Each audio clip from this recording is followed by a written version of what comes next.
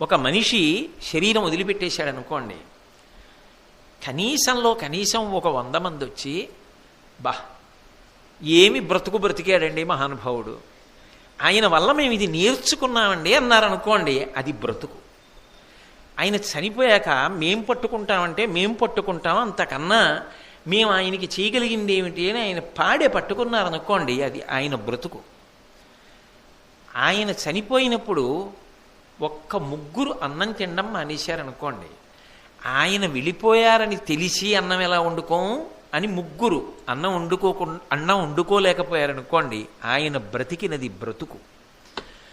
అమ్మయ్యా వెళ్ళాడా దుర్మార్గుడు అన్నారనుకోండి, ఏం బ్రతుకు ఆ బ్రతుకు? మనిషి ఎలా బ్రతికాడన్నది మరణమునందు మహాతీర్పు. అందుకు అబ్దుల్ కలాం గారు, అమ్మా you will come and salute to your lotus feet at the day of the last final judgement అని రాసుకున్నారు వింగ్స్ ఆఫ్ ఫైర్లో. అంతిమ తీర్పుని భగవంతుడు ఇచ్చేటటువంటి ఆఖరి శ్వాస నువ్వు సాధించిన దానికి ప్రమాణంగా నిలబడ